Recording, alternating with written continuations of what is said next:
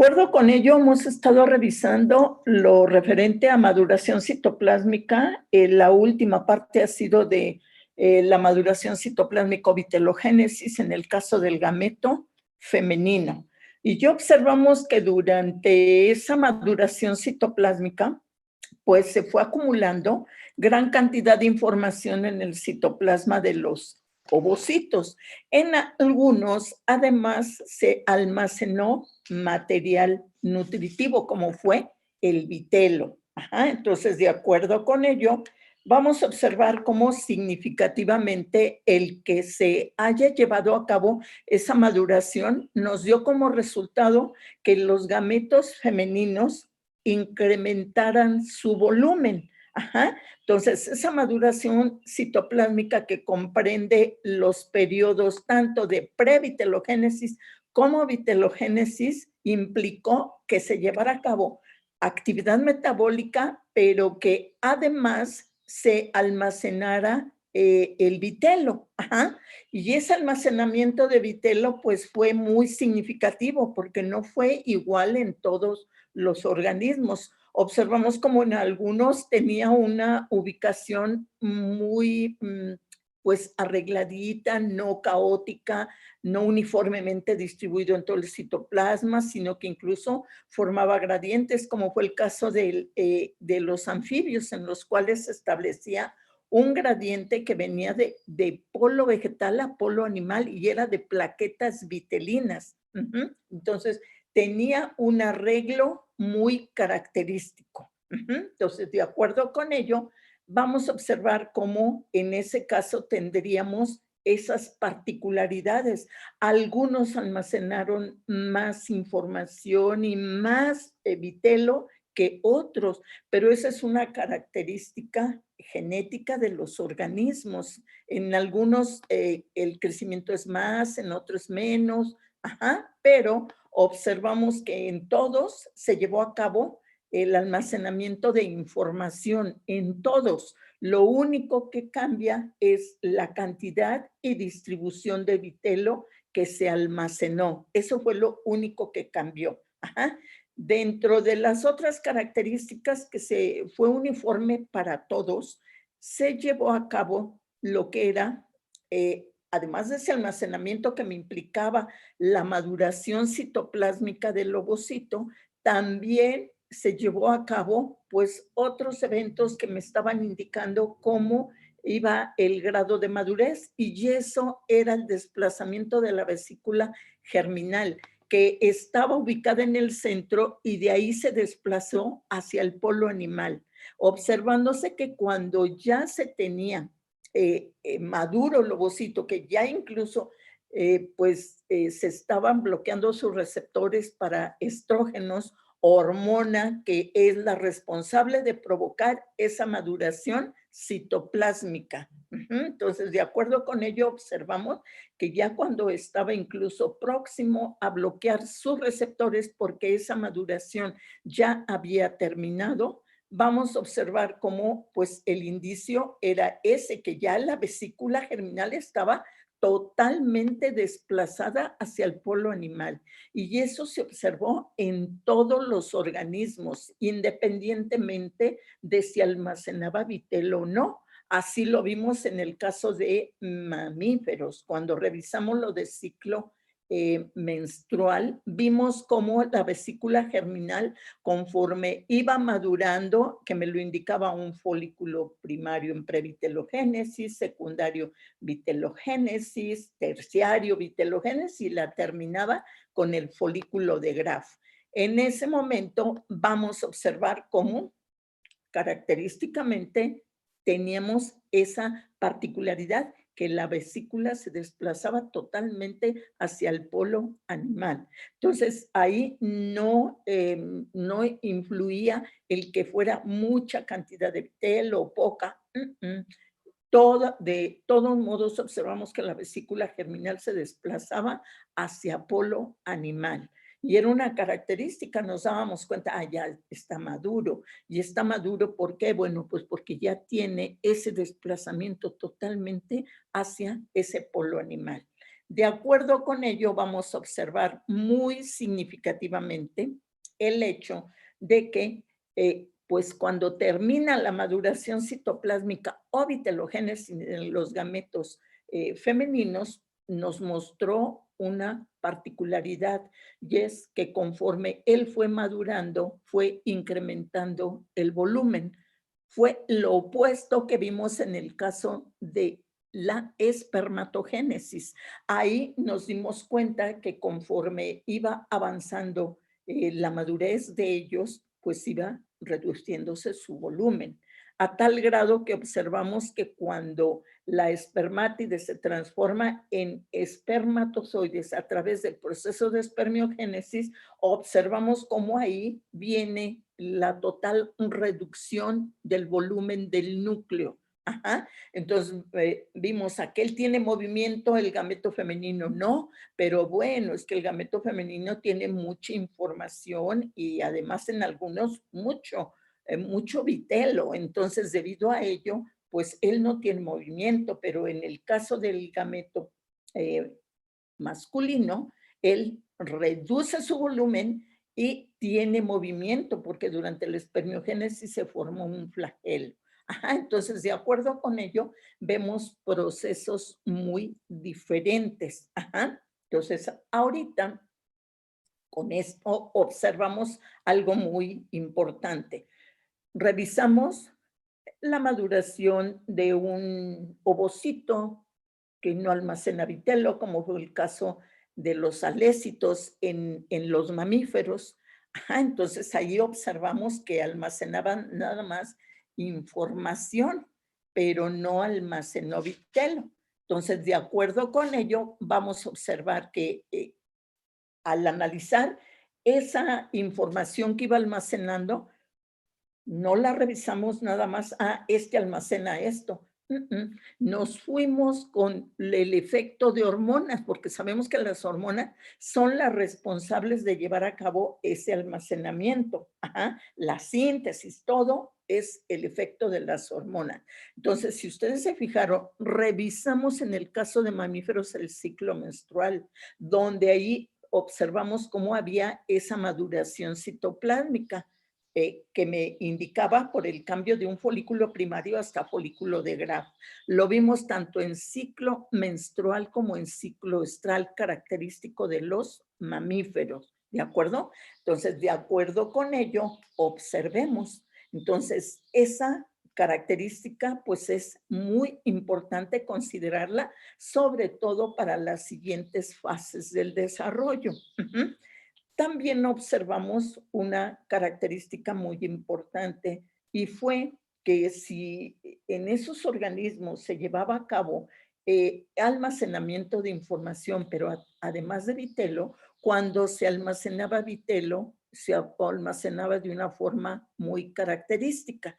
Y entonces, de esa forma vimos el caso de los anfibios, en los cuales el vitelo en forma de plaquetas se llevaba a cabo de polo vegetal a polo animal. Ajá. Entonces, de acuerdo con ello, bueno, pues tenemos significativamente cómo vamos a observar que no en todos va a ser igual el almacenamiento, ya sea de información o de material nutritivo.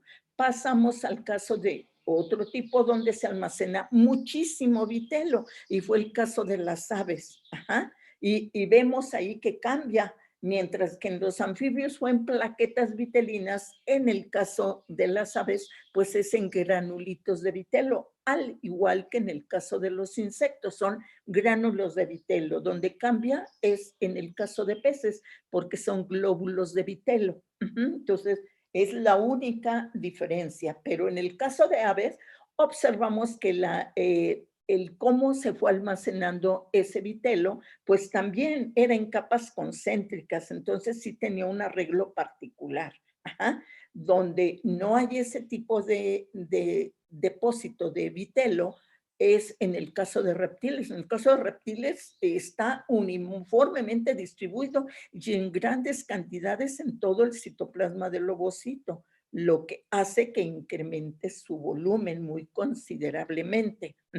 Y Finalmente concluimos con lo que eran los insectos, en los cuales dijimos que el citoplasma que contenía ese ovocito, pues iba a almacenar información y material nutritivo. Y en este caso, todo el vitelo se almacenó en el centro, por eso es centrolécito. Y toda esa gran cantidad de vitelo es rodeado por una capa de citoplasma. Entonces, de esa forma, observamos cómo pues tenemos como resultado de esa maduración citoplásmica lo que son estos tipos de ovocitos. Entonces tenemos alécitos que no almacenan vitelo, pero que sí almacenan gran cantidad de información, porque esa va a servir para que se pueda llevar a cabo lo que va a ser el análisis que va a ocurrir en cambios de actividad metabólica en cada una de las fases del desarrollo. Entonces, por eso es importante. Luego vemos en el caso de alécitos los mencionamos en mamíferos, ¿de acuerdo? En el caso de isolécitos, muy característicamente, a partir de este momento empezamos a utilizar un organismo que es el erizo de mar. El erizo de mar y anfibios son dos organismos muy importantes para biología del desarrollo, porque en ellos se ha llevado a cabo el desarrollo de muchos y bueno, incluso una gran cantidad de experimentos que nos han proporcionado información para conocer todos los procesos característicos de cada una de las fases del desarrollo. Entonces son muy importantes ellos dos y bueno, pues los vamos a considerar, no hay problema.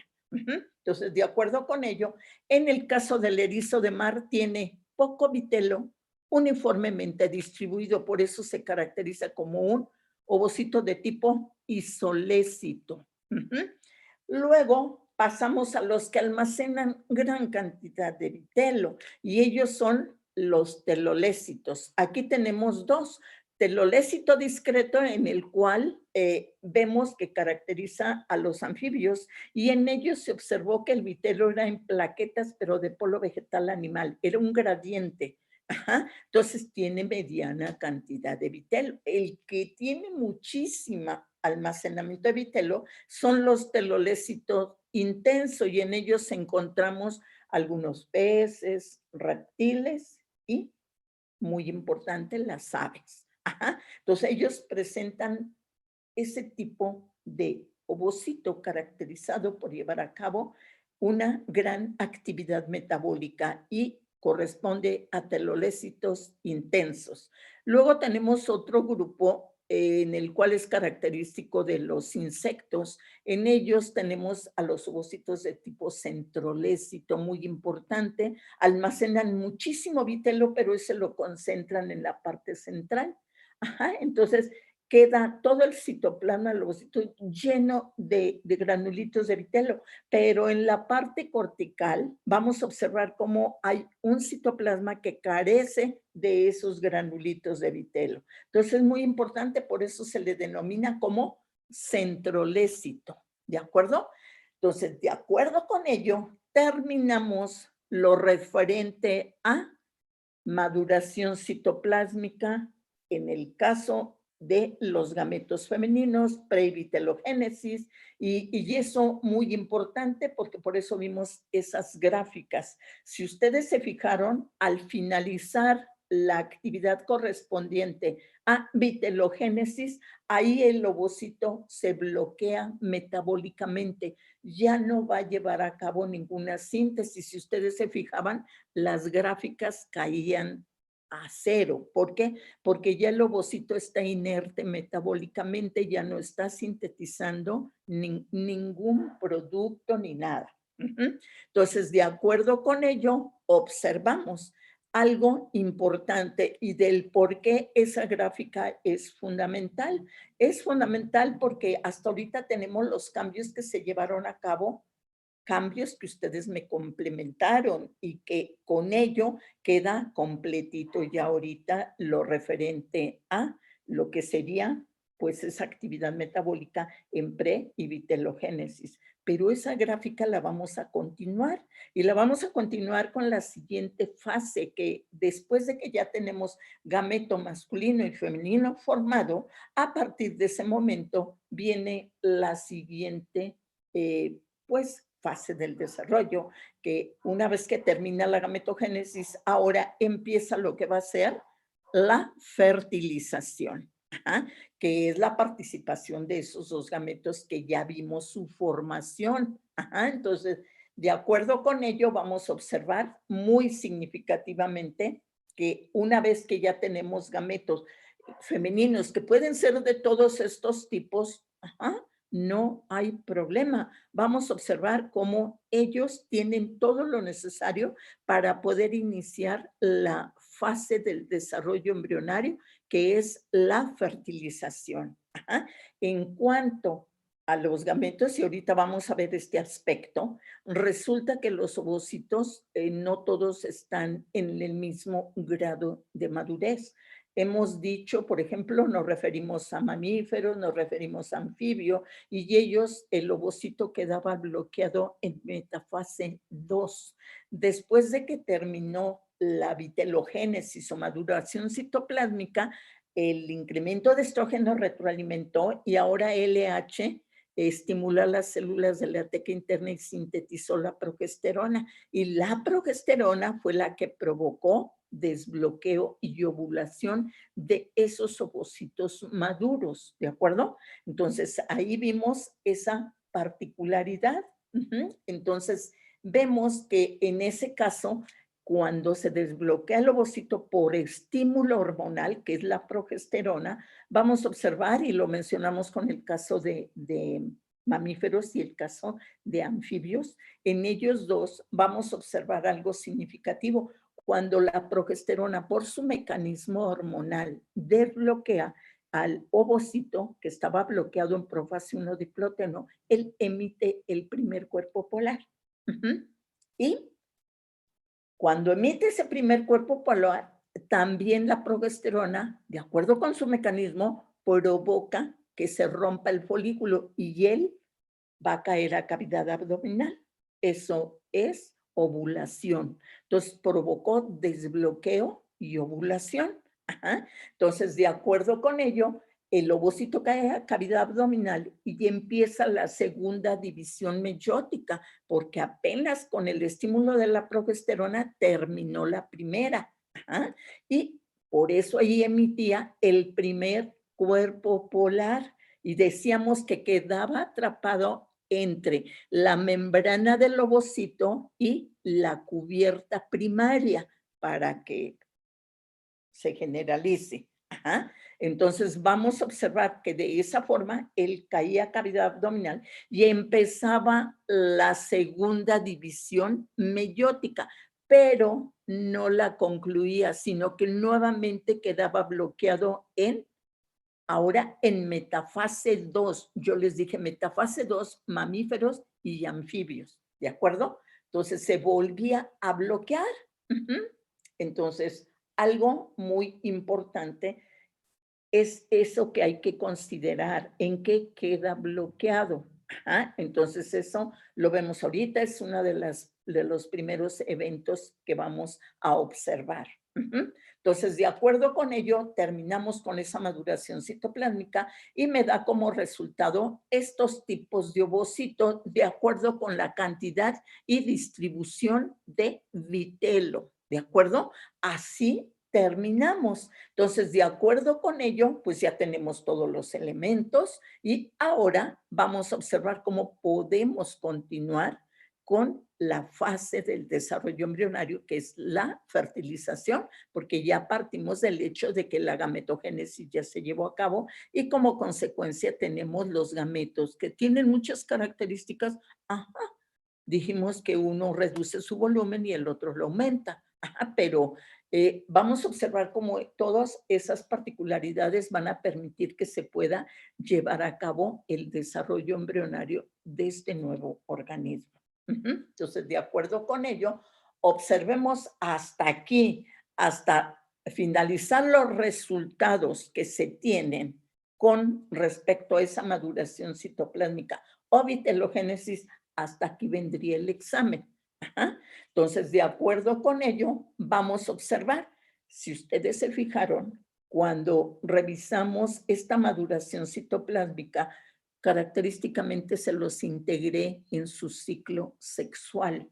Les integré el ciclo menstrual, ciclo estral, pero después el ciclo sexual de los anfibios y después vimos el de insectos y les dije, bueno, va el de aves, ¿de acuerdo? Entonces, si se fijaron, está integradito con hormonas para que no ustedes digan, ah, sí, vitelogénesis. No, ustedes lo están ubicando. ¿Quién permite que se pueda llevar a cabo ese almacenamiento? ¿Qué hormona y a quién está estimulando para que se sintetice la vitelogenina? Si se fijaron, todo está pues llevándose a cabo como normalmente ocurre. Ajá. Cuando revisamos mitosis y meiosis, esto viene porque ahorita empezamos a integrar todo lo que llevamos hasta este momento, lo vamos a integrar y ustedes van a empezar a integrarlo, ¿de acuerdo? Entonces, de acuerdo con ello, vamos a observar. Ya tengo, muchas gracias, tengo los equipos, la organización de los equipos, pero el grupo de la mañana faltaba que me los entregara apenas. Ajá, entonces, para ello ya lo tengo, lo organizo y para la clase, después del examen, vamos a observar que ya podemos empezar con problemas. Pero yo les doy el material antes, no hay problema. Ajá. Se los doy, les pregunto, ¿tienen alguna duda? La aclaramos y con ello vamos a observar cómo tenemos la característica de que podemos ir integrando todo lo que llevamos hasta este momento. Ajá. Entonces, muy significativo, ustedes se van a dar cuenta cómo es fundamental que se vaya pues llevando a cabo esa integración porque les va a facilitar incluso que vayan comprendiendo. En alguna ocasión yo les dije, ay, aquí sí apréndanse de memoria, que era la listita de los productos resultantes de la actividad metabólica de pre y vitelogénesis. Yo les dije eso, pero llega un momento en que no es necesario que se los aprendan ustedes por lo que está llevándose a cabo en cada una de las etapas de esa maduración, se van dando cuenta y automáticamente lo pueden ir sacando. Y no hay problema. Entonces, de acuerdo con ello, sobre maduración citoplásmica, esto es espermatogénesis, ovogénesis, primero en general el proceso y después maduración citoplásmica de uno u otro, pero en general lo correspondiente a gametogénesis, que incluye espermatogénesis y ovogénesis, ¿tienen alguna duda?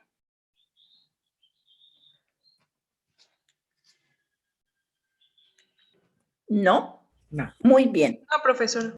Muy bien. Continuemos. Ahora sí, entonces, estos son los gametos femeninos. En el caso del gameto masculino, son los espermatozoides. Y los espermatozoides, el proceso de espermatogénesis empezó a partir de la pubertad y es continuo. Ajá. Si se fijaron, mitosis y meiosis. Porque ahorita vamos a utilizar mitosis y meiosis.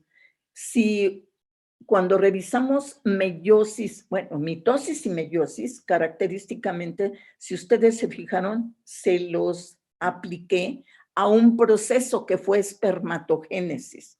¿Por qué se los aplica espermatogénesis? Pues primero, para que ustedes vieran un proceso en el cual están implicadas esos dos tipos de divisiones. Ajá. Entonces, por eso se los puse ahí. ¿Por qué no seleccioné al la maduración o a la ovogénesis? No, porque en la ovogénesis encontramos bloqueos y el proceso de espermatogénesis no tiene ningún bloqueo. Desde que empieza a partir de la pubertad se continúa durante toda la vida sexual. Entonces, de esa forma vamos a observar cómo significativamente tenemos la particularidad de que el proceso de mitosis y meiosis yo no se los di. Ah, mitosis, bueno, pues está formado por estas fases, tiene estas características. Yo se los apliqué directamente a lo que fue espermatogénesis. Dije, bueno, de esta forma no se les va a olvidar, van a tenerlo ya aplicado en un proceso, entonces creo que con eso era factible llevar a cabo todo el análisis y que ustedes se fueran dando cuenta pues de esos resultados de cada una de esas divisiones. Entonces, por eso se los ubiqué en el caso del espermatogénesis, por eso los seleccioné, porque era un proceso continuo. Dije, sí, porque acá en el caso del ovogénesis se me iba a cortar y pues era más complicado para que ustedes me fueran siguiendo en ese proceso. Entonces, de acuerdo con ello, ya teniendo los gametos masculinos y femeninos, a partir de este momento empezamos con lo que va a ser fertilización, con una particularidad.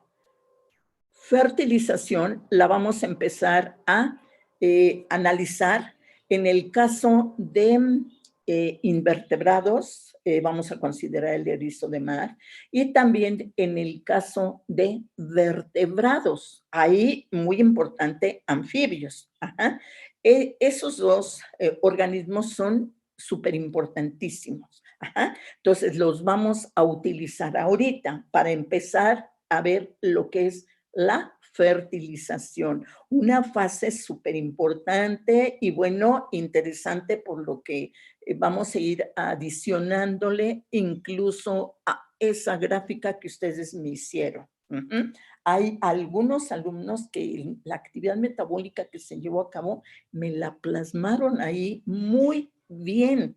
Hay quienes ya nada más me adicionaron el RNA mensajero. No, pues va todo. ¿Por qué? Porque en ese caso ya lo tienen enlistado en pre y vitelogénesis. No hay problema, lo pueden poner ahí. Eso es lo que me interesaba, que lo fueran complementando. Y bueno, van a tener la oportunidad de continuarlo y va a ser con fertilización.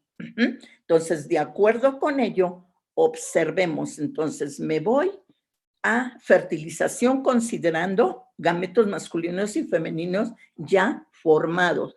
Pero una característica importante para iniciar esta fase del desarrollo embrionario, que es la fertilización, vamos a considerar, les digo, invertebrados, por ejemplo, el erizo de mar, y un vertebrado, pues sería el caso de los anfibios. Incluso ustedes se van a dar cuenta, voy a estar tomando de uno y otro, dependiendo de los procesos que se dan, de fenómenos de la fertilización, que en unos organismos es más claro que en otros. De esa forma lo voy a ir intercalando. Y muy significativo, en este momento a mamíferos los pongo a un lado. Mamíferos llevan un apartado especial. ¿Por qué? Bueno, porque en el caso de estos organismos que vamos a empezar ahorita, invertebrados y anfibios, por ejemplo, resulta que en ellos los espermatozoides, una vez que son eyaculados, pueden participar en el proceso de fertilización. Pero en el caso de mamíferos, los espermatozoides, una vez que son eyaculados, tienen que pasar por un proceso que les va a permitir que puedan participar en la fertilización. Entonces, a ese proceso se le denomina capacitación. Y resulta interesante porque uno dice, bueno, ¿y cuánto dura? La capacitación se lleva a cabo en el tracto genital femenino y bueno, pues si son depositados a nivel de vagina, ellos tienen que ascender hasta llegar al primer tercio anterior del oviducto donde ocurre la fertilización. Entonces, pues se considera que el recorrido que llevan a cabo durante todo eso se capacitan. Cuando llegan a donde está el ovócito en la parte anterior del oviducto, ellos ya llegan capacitados. Entonces, ya que vayamos a empezar con mamíferos, vemos que es capacitación, ¿de acuerdo? Entonces, ahorita empezamos con lo que sería vertebrado, que sería anfibios, y en el caso del erizo de mar. Ahí conjunto a los dos para ir viendo esas características, ¿de acuerdo? Entonces, con ello empezamos con fertilización y pues veamos. Para poder analizar el proceso de fertilización, tenemos que considerar dos aspectos muy importantes. El primero es la madurez de los ovocitos que participan en la fertilización. Entonces, eso es súper. Ajá. Vamos a observar cómo no todos participan con el mismo grado de madurez. Así, por ejemplo, tenemos la ovótida. La ovótida, así como en el caso de la espermatogénesis, era la espermátide, que eran ya la célula haploide NC. En el caso de los femeninos, observamos o quedaba bloqueado en metafase 2, ajá, pero no la terminaba, no era una ovótida. Ajá. Pero resulta que en el caso del erizo de mar, un invertebrado, característicamente, él sufre las dos divisiones meióticas antes de la ovulación, de tal forma que cuando ocurre la ovulación y posteriormente el desove, pues tenemos ovótidas, ¿sí? Es así, es la célula madura nuclear y citoplásmicamente. Ella está completita porque ya está, es una ovótida. ¿Por qué? Porque ya llevó a cabo sus dos divisiones meióticas consecutivas. Cada que hagamos referencia a un gameto femenino, en el caso del erizo, siempre nos vamos a referir como una ovótida. ¿Por qué? Porque ella ya está madura completamente. Mientras que observemos, en el caso de mamíferos, observamos que cuando la progesterona lo desbloquea, cuando lo desbloquea de profase 1 diplotena, por ese mecanismo de la progesterona, observamos que cuando lo desbloqueaba, en ese momento terminaba, porque estaba bloqueado en profase 1 diploteno, iba a terminar primero profase 1, luego metafase, anafase, telofase, y emitía el primer cuerpo polar. Ajá, porque la progesterona lo desbloqueó. Entonces, de acuerdo con ello, ¿qué ocurría? Que la progesterona también provocaba la ovulación, el rompimiento del folículo. Y en ese momento el ovocito caía a cavidad abdominal, pero si me estoy refiriendo a mamíferos, cuando él caía a cavidad abdominal, era el ovocito y atrapado entre la membrana del ovocito y la zona pelúcida. ¿Quién venía ahí? En el polo animal. ¿Quién venía? Cuerpo polar.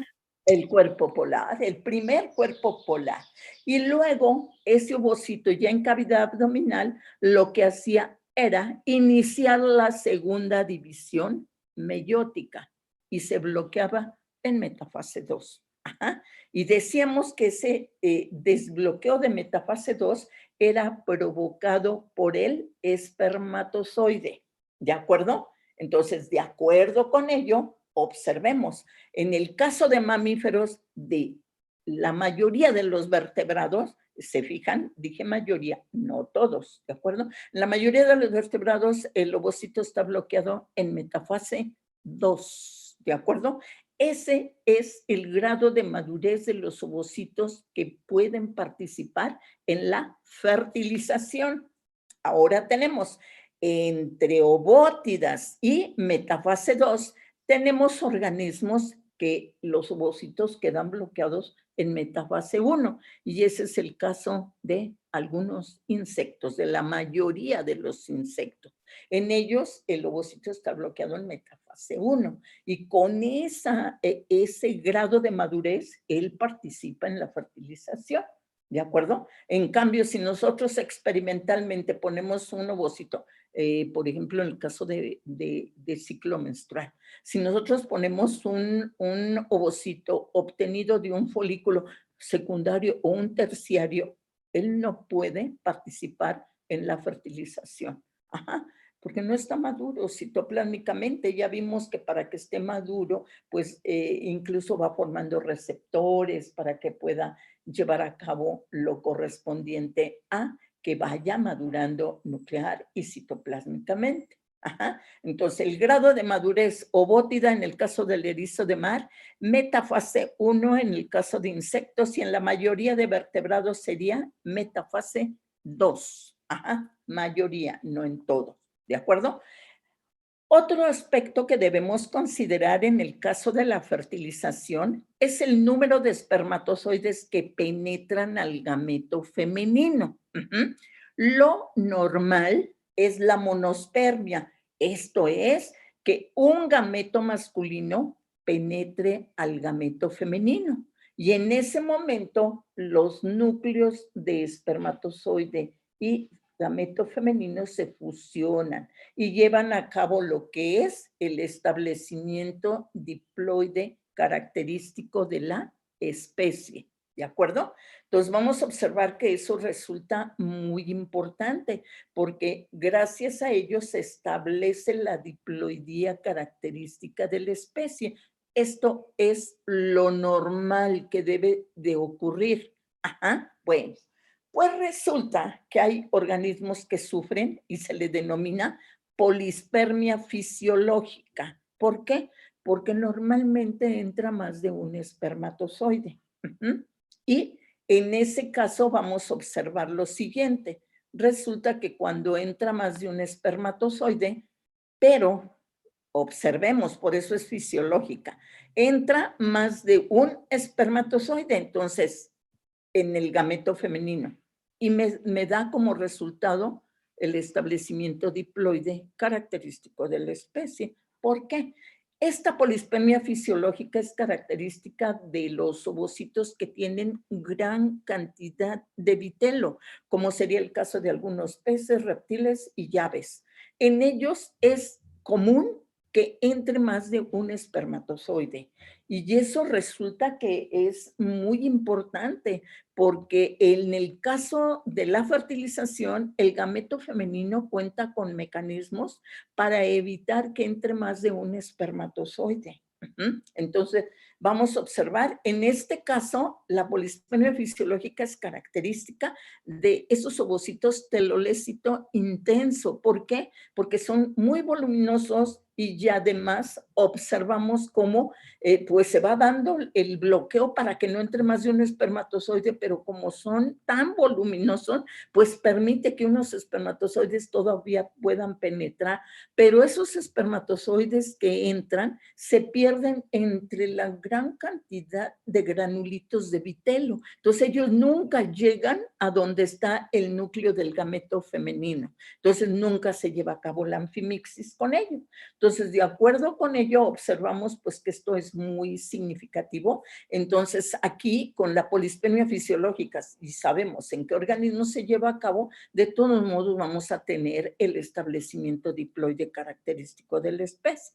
Pero vamos a observar, también hay polispermia normal. Y en ese caso vamos a observar, por ejemplo, cuando entran dos pronúcleos, esto es de dos espermatozoides, en un gameto femenino. Aquí, dependiendo del número de espermatozoides que participen, aquí me incrementaría. Aquí es una triploidía, pero dependiendo del número que pueda penetrar, me puede incrementar.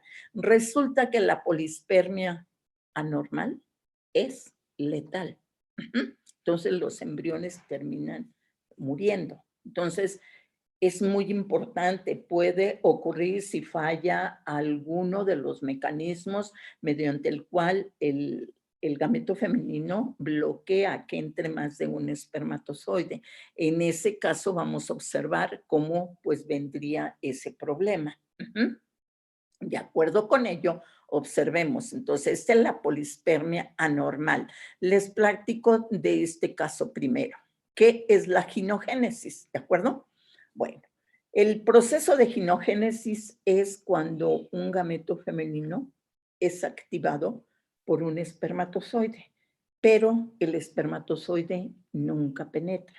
Ajá, nada más lo activa, pero él no participa. Pero de todos modos, al finalizar de esto, de esa activación provocada por el espermatozoide, vamos a observar que me va a dar como resultado 2N, el establecimiento diploide característico de la especie, pero característicamente va a ser hembras, puras hembras. Bueno, este proceso de gametogénesis se descubre en el Amazonas con un grupo de peces en los cuales se ve que hay un género cuyas dos especies comparten pues la misma zona, están en la misma localidad. Cuando las condiciones ambientales se establecen, en ese momento vamos a observar algo muy importante. Y es el hecho de que en ese momento, de acuerdo con los factores ambientales, pues hay dos poblaciones. Una población es dos especies del mismo género. Una población está constituida por hembras y machos y otra especie está constituida por puras hembras. Entonces, y están ahí juntas todo. Cuando las condiciones se establecen, pues entran en la temporada de reproducción las dos poblaciones, tanto la formada por hembras y machos como la que está formada por puras hembras. Entonces, de acuerdo con ello, pues viene normalito, todo se desencadenan la maduración de los gametos, viene todo, ovipositan, y los machos de esa especie, donde pues, existen de los dos, tanto hembras como machos, en ese momento, pues ellos van a liberar el semen para poder fertilizar a los gametos femeninos. En ese momento, observamos cómo las hembras de la población, que son puras hembras, también empiezan a desovar. Y entonces observamos cómo pues hay gametos de aquella otra especie. Pero resulta que los espermatozoides de esta especie, que sí tiene machos, ese espermatozoide va y activa los gametos, pero nunca penetra. Y me da como resultado una célula huevo, 2N, y si dejamos que se desarrolle, me va a dar puras hembras. ¿Cómo le hace para conservar esta diploidía y que me siga dando hembras? Consideren meiosis. ¿Cómo le harán?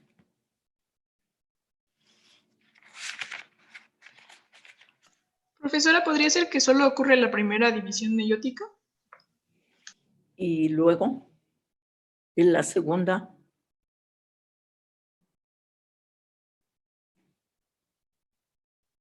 los ovocitos estarían bloqueados en metafase 2. ¿De acuerdo? Y luego, y por ahí va, ¿eh?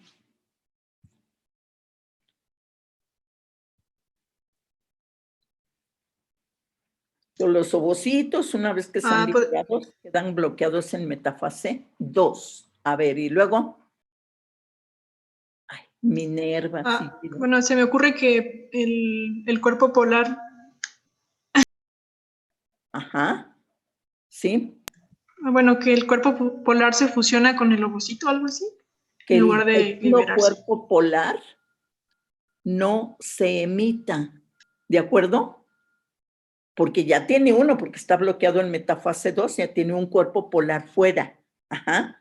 Pero viene la segunda división meiótica y que en esa segunda división meiótica el segundo cuerpo polar no se libere, sino que quede dentro del ovocito. Entonces ahí está el núcleo del ovocito más el segundo cuerpo polar se unirían y me establecerían como resultado la diploidía.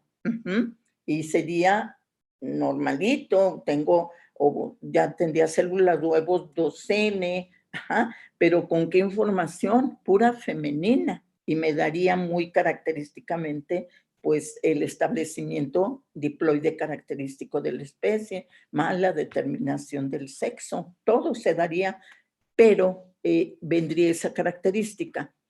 Resulta que cuando se descubre este evento muy importante, todos están de acuerdo con lo que dijo la compañera, porque dejen decirle y está muy bien. Ajá. Pero ustedes tienen otra explicación.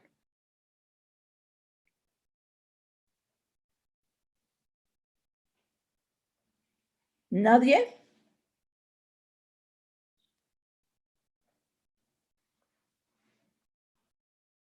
Bueno, pues ese es el resultado. La ginogénesis es que en esos organismos no se emite el segundo cuerpo polar.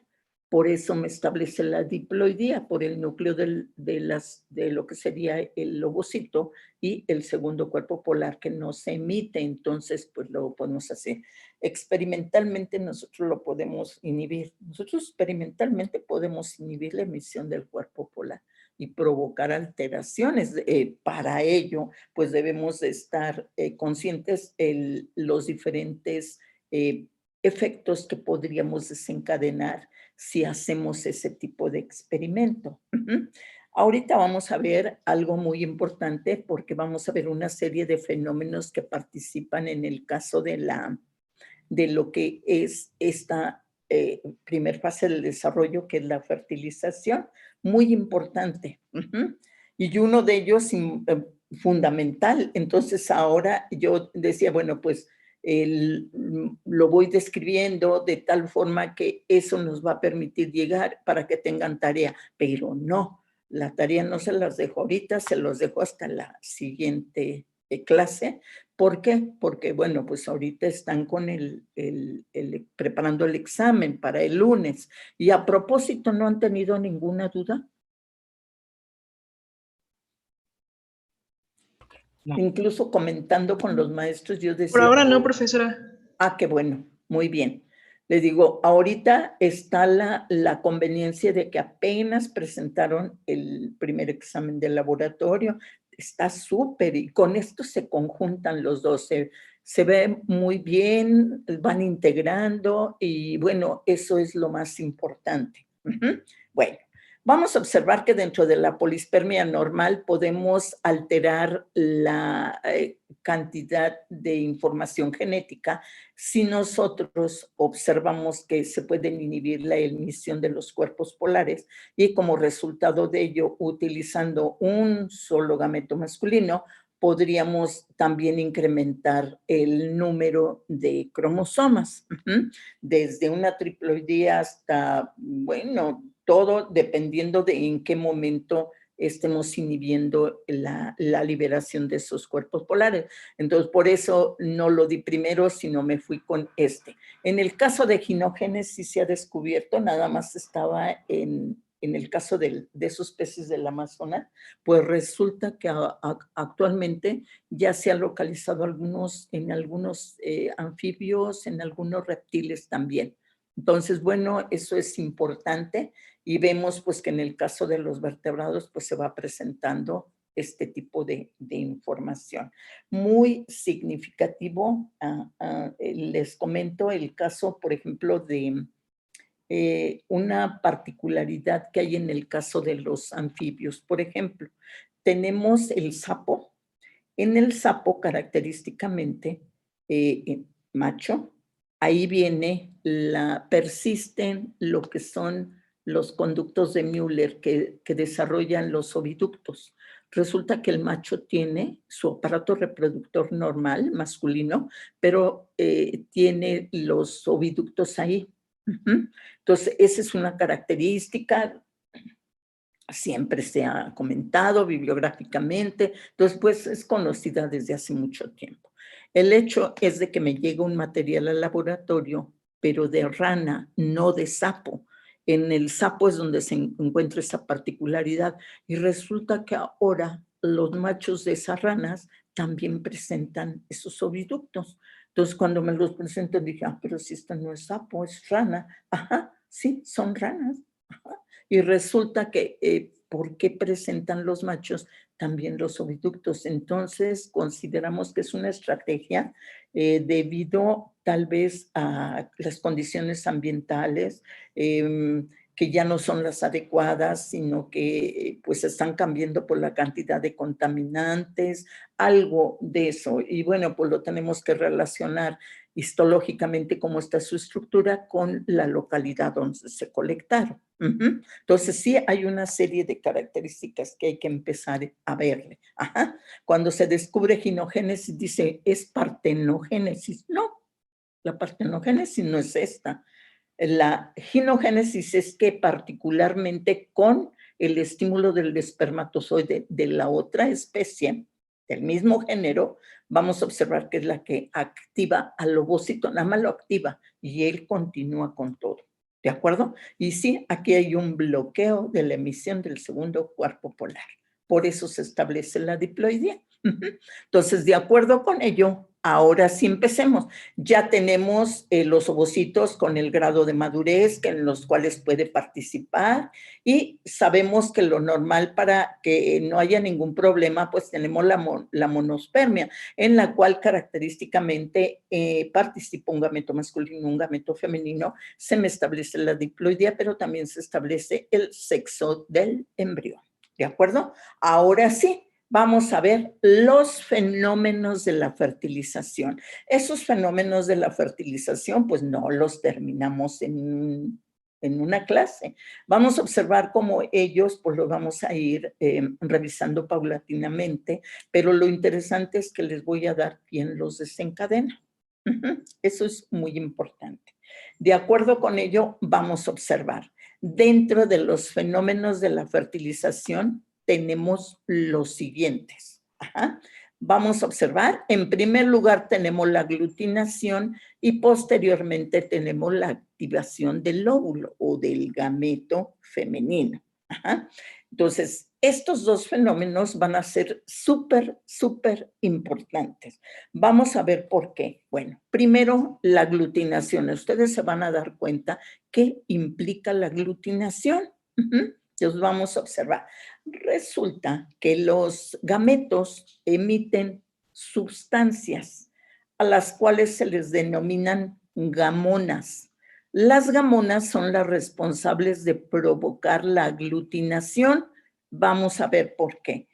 Las gamonas liberadas por el gameto masculino reciben el nombre de androgamonas, mientras que las gamonas liberadas por los gametos femeninos reciben el nombre de ginogamonas. Entonces tenemos gamonas particulares para los gametos masculinos y femeninos, ¿de acuerdo? Bueno, vamos a observar, me voy con esto y bueno, de una vez. Y vemos el segundo fenómeno es la activación del óvulo. Durante esa activación del óvulo se van a desencadenar 7 fenómenos súper importantes que me van a llevar como consecuencia el establecimiento de una célula huevo. Todo esto se va a llevar a cabo para que podamos obtener una célula huevo. Entonces, vamos a ver característicamente. En la activación del gameto femenino tenemos, les puse hasta un orden, como lo vamos a ir revisando, pero hay algunos de estos fenómenos que simultáneamente ocurren. Pero bueno, eso lo tenemos que tener en mente, pero para poder ir pues revisando cada uno, se desglosan de acuerdo con el orden. Tiene un orden y ustedes se van a dar cuenta. Entonces, viene la activación del gameto femenino. Como consecuencia de esa activación, observamos que se lleva a cabo lo que es la reacción cortical primaria. Es lo primero, es la reacción acrosómica. Es la primera reacción que se va a llevar a cabo. Reacción acrosómica. ¿Quién la va a sufrir? El gameto masculino, que es el que tiene el acrosoma, ¿de acuerdo? Entonces, lleva a cabo la reacción acrosómica. Luego viene otro evento, que es la terminación de la maduración nuclear de ese gameto femenino.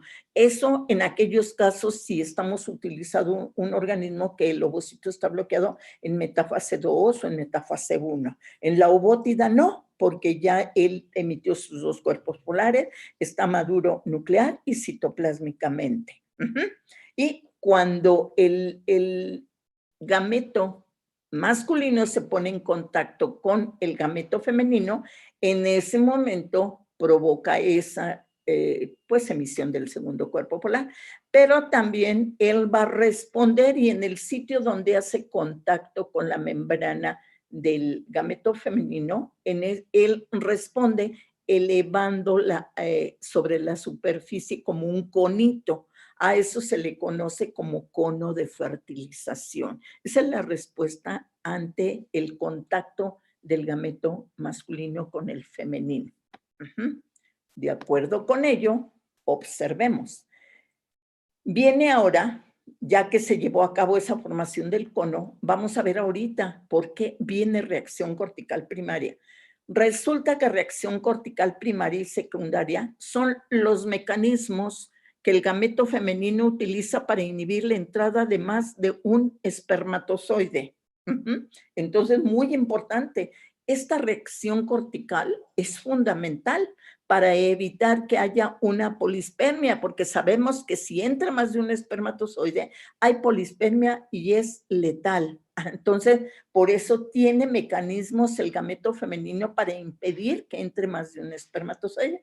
Y bueno, en este caso es la reacción cortical primaria y secundaria. La vamos a revisar, vamos a ver en qué consiste esas dos reacciones y cómo es que impiden que entre un espermatozoide más, ¿de acuerdo? Entonces, de acuerdo con ello, observamos. Viene en lo que es el quinto lugar un fenómeno muy importante, que es movimientos ovoplásmicos. En el caso de los movimientos ovoplásmicos, es un reacomodo del citoplasma. Ajá, su nombre lo dice, es del citoplasma nada más. Ajá. Entonces eso lo provoca el contacto del espermatozoide con el gameto femenino y todo el citoplasma del gameto femenino se reacomoda, lleva a cabo esos movimientos ovoplásmicos. Ajá. Eso es súper importante porque sabemos que el citoplasma del gameto femenino es súper heterogéneo. Tiene ahí gran cantidad de información y en los que tienen vitelo, además vitelo. Ajá. Entonces vemos que tiene un reacomodo su citoplasma y a eso se le conoce como movimientos ovoplásmicos. Estos movimientos ovoplásmicos me van a establecer además lo que es la simetría del embrión. Ajá. Eso considerando, vamos a ver cómo hay cambios muy importantes. La célula huevo va a tener pues una simetría radial, pero cuando ocurren los movimientos ovoplásmicos, que hay ese reacomodo, en los vertebrados se lleva a cabo el establecimiento de una simetría bilateral. Y aquí viene algo muy importante, por eso sí me interesaba tener los equipos. Y les digo que empezamos ya con problemas y para hacer mayor número de problemas, pues sí me interesaba los equipos para de esa forma ir controlando y que haya la posibilidad de llevar a cabo más problemas. Entonces, de acuerdo con ello, observamos que esos movimientos ovoplásmicos son clave, fundamental, porque me reorganizan los citoplasmas, me establecen la simetría bilateral de los vertebrados. En el caso de invertebrados, no, pero de todos los vertebrados sí. Entonces ya después observamos que en los organismos, en el caso de vertebrados, de las clases de vertebrados tenemos simetría bilateral. Pasó de radial a bilateral. Ajá, y eso provocado por los movimientos ovoplásmicos. Estos movimientos ovoplásmicos también me van a dejar como resultado en reacomodo de citoplasma, que va a ser, pues, como hay tantos información ahí en el citoplasma que se reacomoda y voy a tener una serie de crecientes de citoplasma que se van acomodando. Ajá. Y de esa forma observamos que el analizar esos movimientos ovoplásmicos resultan de gran interés porque vamos a tener al final una célula huevo con crecientes de citoplasma. Y bueno, ahora sí, vamos a utilizar lo que van a ser los colores que me caracterizan a lo que es el mesodermo, endodermo, ectodermo, neural, precordal y notocordal. Todos esos colores los recuerdan porque vamos a empezar a utilizarlos. Ajá. Entonces, de acuerdo con ello, esos movimientos ovoplásmicos es súper importantísimos porque esas crecientes posteriormente van a ser las áreas presuntivas organoformadoras. Entonces ahí está el origen de ellas. Ajá.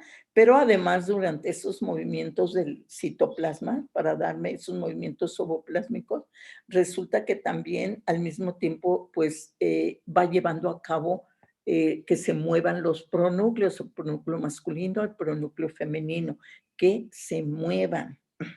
Y para que se muevan y puedan encontrarse y que puedan llevar a cabo la anfimixis, la fusión de ellos, estableciendo la característica de la diploidía 2N, pero además el sexo. Y finalmente veíamos la salida de la inercia metabólica. Resulta que cuando terminó previtelogénesis, de acuerdo con la gráfica que ustedes hicieron incluso, ahí cuando termina vitelogénesis, esa síntesis que se estaba llevando a cabo queda en cero, ya no la lleva a cabo. Ajá. Entonces, por eso se dice que está inerte metabólicamente. Pero ahorita, como consecuencia de la fertilización, se considera que sale de ese bloqueo metabólico y que ahora sí va a tener una actividad muy importante. Esa actividad que tenga va a corresponder a la fertilización. Por lo tanto, es importante ir considerando, a ver, qué almacenó en previtelogénesis, qué va a sintetizar ahorita, qué requiere en cada una de las fases del desarrollo. Por eso es que nos da margen a poder continuar con esas gráficas que ustedes tienen. Entonces, de acuerdo con ello, observemos. Vamos a ver entonces la aglutinación dentro de los fenómenos. Pues hay que empezarle con aglutinación, que dijimos que quien me lo provoca son las gamonas, sustancias emitidas por los gametos, ¿de acuerdo? Vamos a observar cómo en ellos se tiene la participación pues, de gametos masculinos y femeninos, y va a tener una característica. Esto lo vemos, por ejemplo, en el caso se sucede en el caso de anfibios, pero también en el caso de erizo de mar. Dos organismos en los cuales los gametos femeninos tienen cubierta primaria, que es la cubierta vitelina, y una cubierta terciaria, que es la gelatina. En los dos hay gelatina. Entonces, veamos. Voy con anfibio, porque ese es el que más conocen, ¿sí? De acuerdo con ello, observamos, esta es un ovocito, está bloqueado en metafase 2 y característicamente, pues, este fue ovulado, está en el agua, y ya observamos cómo este gameto, pues, tiene, además de su cubierta vitelina que lo está protegiendo, también tiene cubiertas terciarias, como son gelatina, que es una capita muy densa y que está adherida incluso a la cubierta vitelina, y una capa de gelatina más gruesa, menos densa que la primera. Y decíamos que casi al finalizar del oviducto, antes de llegar al útero, se le depositaba otra capa de gelatina muy fluida. Esa, en el momento en que se ponen en contacto con el agua, esa se le desprende. Ajá. Pero bueno, nos quedan las otras dos.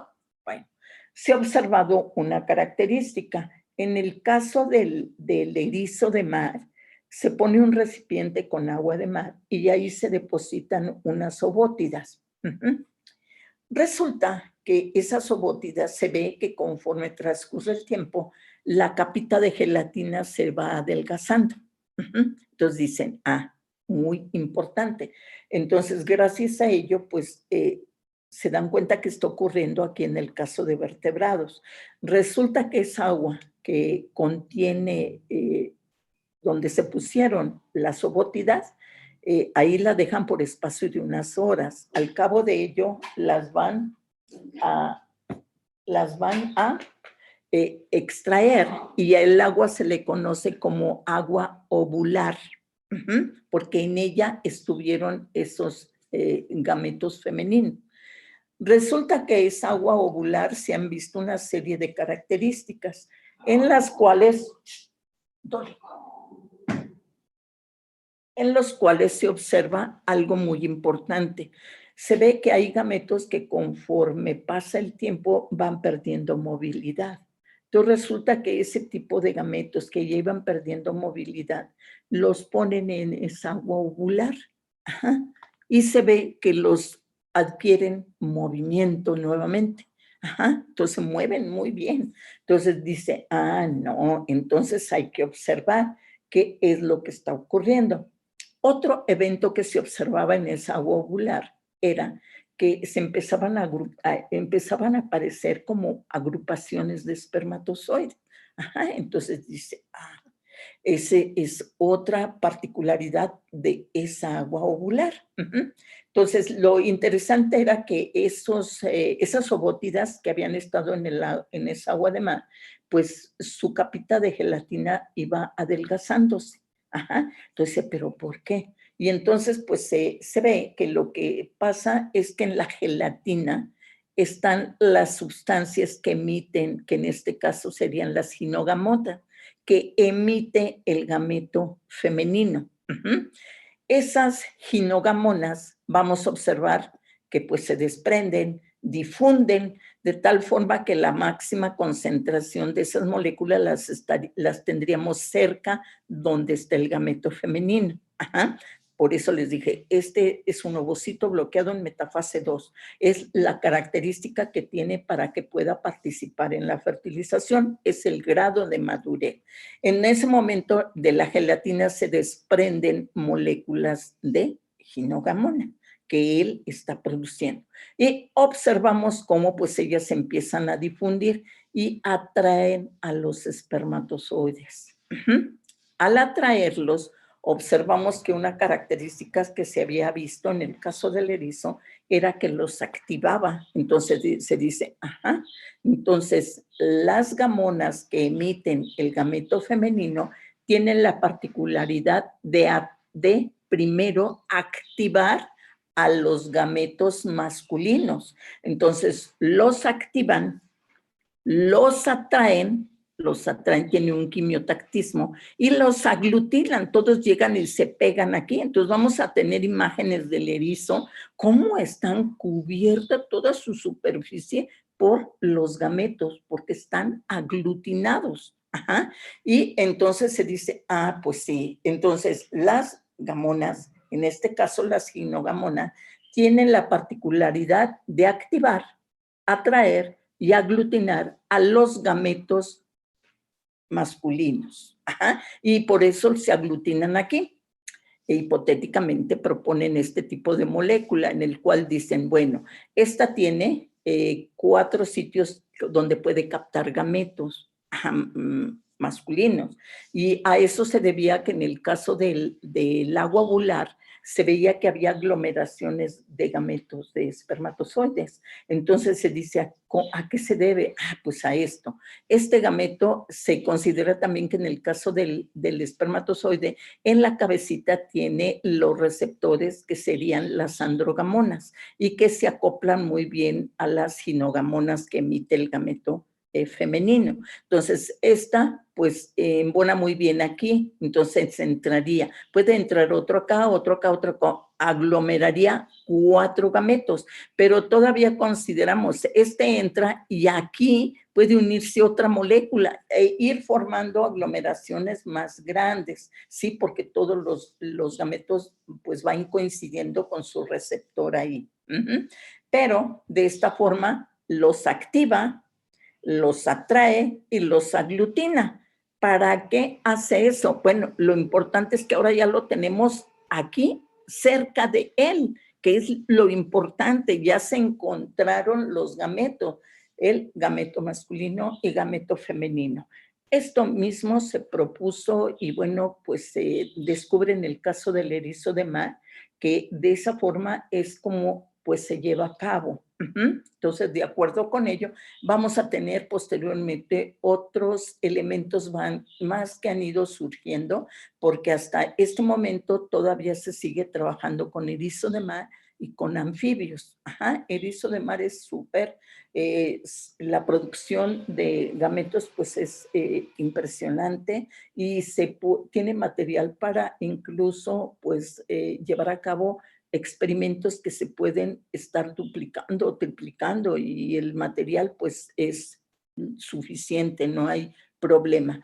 En ese sentido observamos, ya que la aglutinación se llevó a cabo por activación, atracción y aglutinación. Entonces ya los aglutinó y aquí es porque están participando las gamonas de un gameto femenino y de un gameto masculino. Participando los dos, observamos cómo permite que se acerque, que se aglutine en el caso del gameto femenino. Ahora paso a lo que es el erizo de mar. Vamos a ver también el caso de fertilización de anfibio, pero ahorita veamos qué es lo que pasa con el caso del erizo de mar. Entonces, aquí tengo una obótida. Es una obótida porque incluso tiene sus dos cuerpos polares. Dijimos que ella había sufrido las dos divisiones meióticas y que estaba lista para poder llevar a cabo lo que sería pues que su participación en el caso de la fertilización. Entonces, lo primerito, bueno, consideremos, este es el gameto femenino. Y el gameto femenino es una obótida. En el caso del erizo, él ha emitido sus dos cuerpos polares, lo que me indica que aquí tengo un núcleo al cual se le denomina pronúcleo porque es NC, está maduro nuclear y citoplásmicamente. Entonces, este ya tiene su pronúcleo aquí, porque ya es NC. Aparte tengo el gameto masculino y el gameto masculino pues es un gameto que debido al proceso de la espermiogénesis se redujo su volumen, muy característico. Les digo que todo lo que vimos anteriormente aquí lo vamos a retomar. Entonces, importante. Entonces, veamos, el gameto masculino está formado por un núcleo compacto, tiene un capuchoncito que recibe el nombre de acrosoma, que todo eso, cómo se formó y todo, pues lo vimos en espermiogénesis, ¿de acuerdo? Entonces, ahí quien participó fue el aparato de Golgi. Él participó para llevar a cabo la elaboración de ese acrosoma. Entonces, aquí lo tenemos.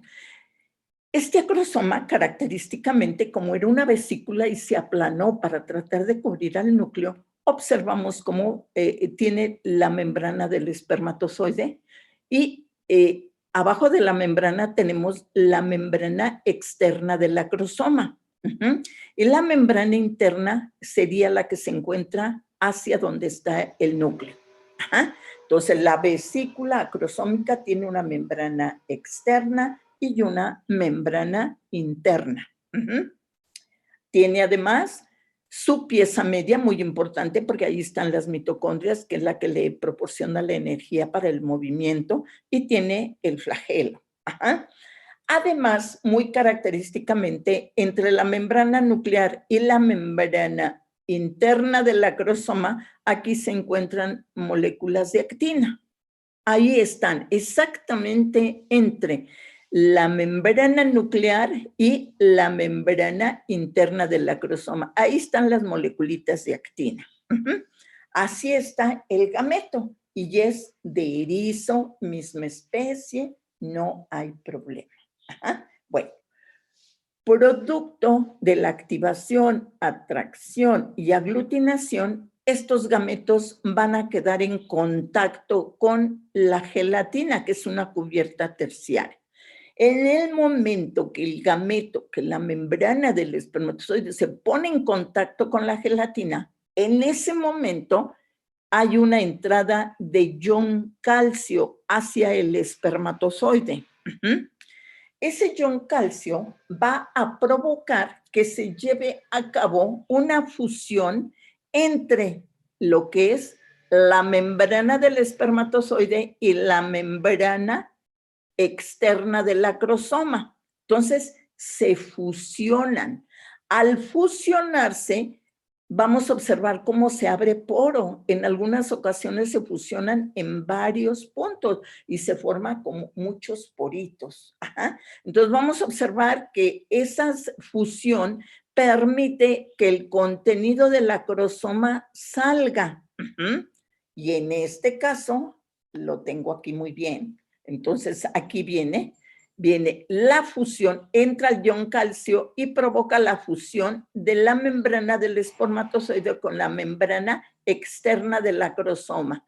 Se fusiona y en ese momento observamos cómo el contenido del acrosoma sale y dentro del contenido tenemos la enzima hialuronidasa. Esta enzima hialuronidasa lo que hace es lisar esta gelatina. Entonces la libera y empieza a alisarla, abre camino, ¿de acuerdo? Entonces abre camino a través de esa gelatina para que el gameto masculino se acerque hacia el gameto femenino. Ajá. Entonces todo esto la alisa y me va abriendo camino para que éste se acerque. Pero observemos también qué es lo que ocurre. Resulta que una vez que ya se fusionaron y que liberó la hialuronidasa, ahora hay un intercambio iónico. Entra sodio al espermatozoide y sale hidrógeno. Este intercambio iónico permite que se eleve el pH intracelular del espermatozoide. Y en ese momento, ese pH intracelular provoca que estas moléculas de actina que están aquí entre la membrana interna del acrosoma y la membrana del núcleo, en ese momento se polimericen. Si se polimerizan, vamos a observar cómo me forma lo que son los microtúbulos. Ajá, se alargan. ¿Y qué va a provocar? Porque esta membrana, ya que los tiene abajo esas moléculas, ya en el momento en que se polimerizan, hacen que esta membrana se alargue, que es esto. A ese alargamiento se le conoce como filamento acrosómico o proceso acrosómico. Y lo interesante de esto es muy significativo, porque ahora observemos en la parte apical de ese filamento acrosómico, este filamento lleva lo que es una proteína, que es especie específica. Esa proteína especie específica recibe el nombre de bindina. Ajá. Así, bindina. Entonces, de acuerdo con ello, esa bindina va a tener receptores a nivel de lo que es la cubierta vitelina. Entonces, de acuerdo con ello, cuando se acerca y esta bindina reconoce sus receptores de la cubierta vitelina, se va a pegar a ella, ¿de acuerdo? Y entonces observemos qué pasa. Resulta que adherido a la membrana interna del acrosoma, y aquí cuando se forma el filamento, aquí la tenemos, es otra enzima que esa no difunde como la hialuronidasa. Esta enzima recibe el nombre de acrosina. Esta enzima lo que hace es que como queda adherida a la membrana, en ese momento cuando la bindina reconoce a los receptores de esa bindina que están a nivel de la cubierta primaria, que es la cubierta vitelina, en ese momento se ponen en contacto. Vamos a observar muy significativamente que cuando la bindina se pone en contacto con su receptor de la cubierta vitelina, pues se pegan. Ajá, se acercan y al acercarse, en ese momento, esta acrosina que no difunde y que está adherida a la membrana interna del acrosoma, en ese momento se pone en contacto con la cubierta vitelina y la lisa, hay un espacio para que ahora el filamento acrosómico se pueda poner en contacto con él. La membrana de la ovótida en este caso. Ajá. Entonces, aquí me voy ahora sí a donde estaba.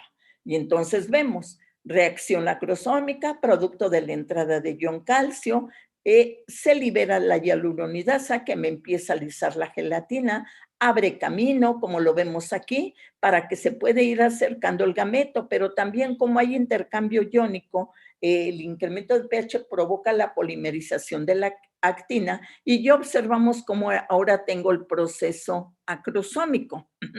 Ese proceso acrosómico, con ello también se expone la vindina, que lo lleva en la parte apical. Como aquí en la cubierta vitelina es donde están los receptores para la vindina, si son de la misma especie, se acoplan ahí y en ese momento el filamento queda unido a la cubierta vitelina, provocando que también lo que es la acrosina, que es una enzima que lleva aquí adherida a la membrana interna del acrosoma, se ponga en contacto con la cubierta vitelina y en ese momento la va a alisar, va a provocar que se abra un espacio para que este filamento acrosómico ahora se ponga en contacto con la membrana de la ovótida. Aquí una pregunta. ¿Por qué en todos la maduración de los ovocitos, por qué en todos la vesícula germinal migró hacia el polo animal? Para que cuando entrara el esperma no tuviera que cruzar por todo el vitelo. Pero esto que le estoy poniendo es lo normal. Así se lleva a cabo la fertilización en el erizo. Aquí el núcleo del espermatozoide va a entrar por el polo vegetal. Una característica, cada que yo les ponga un esquema, tiene un significado. Así es, ahorita les muestro uno donde la entrada es por el polo animal, pero en el caso del erizo, la fertilización se lleva porque el espermatozoide entra por el polo vegetal. ¿Por qué migró la vesícula germinal? Y nada más en los gametos femeninos. Si ustedes recuerdan, en el masculino nunca mencionamos alguna migración. ¿Por qué será?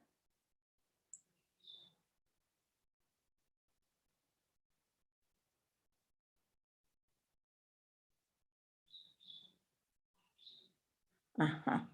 A ver. Pero ya la acepté. Ajá. Ahorita no tengo ni espera nada. Sí, de acuerdo. ¿Por qué la vesícula germinal migra al polo animal?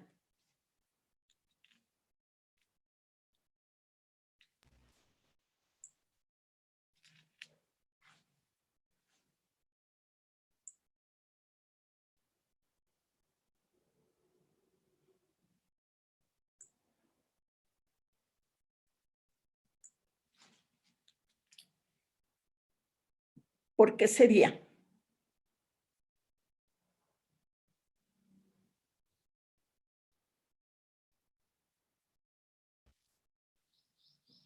¿Por qué? Para permitirle la entrada a un solo espermatozoide. No, no. Yo les mencionaba que tienen ahorita, incluso si nos da tiempo lo vemos, vamos a observar cómo tiene una característica muy importante y es que el gameto femenino tiene la característica de que va a llevar a cabo eventos como es la reacción cortical primaria y secundaria. Esos dos procesos impiden que entre más de un espermatozoide. Incluso es importantísimo. Vamos a ver, la reacción cortical primaria dura segundos, pero inmediatamente se dispara la reacción cortical secundaria para evitar que entre más de un espermatozoide. Sí, no se debe eso, porque durante la maduración citoplásmica de los gametos femeninos en invertebrados y en todos los vertebrados, la vesícula germinal migró hacia el polo animal.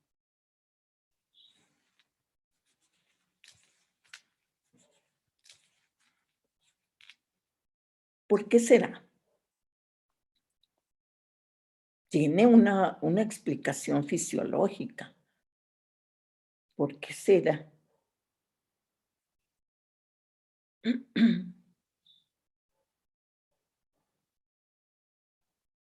¿Será necesario? Lo podemos impedir. Experimentalmente lo podemos impedir. Ajá. Ahorita porque estoy con erizo, pero ahorita empiezo con anfibios y no hay problema. Ajá. Vamos a observar algo muy importante. Pues viendo los fenómenos de la fertilización, empezó pues un alumno, terminamos la clase y me dice, maestra, quiero hacer ese trabajo. Le digo, me parece muy interesante. Yo todavía le pregunto, ¿en qué organismo lo quiere hacer? Dice, en anfibios. Le digo, muy bien. Si ustedes revisan bibliográficamente, les dice, los anfibios en cautiverio no se alimentan.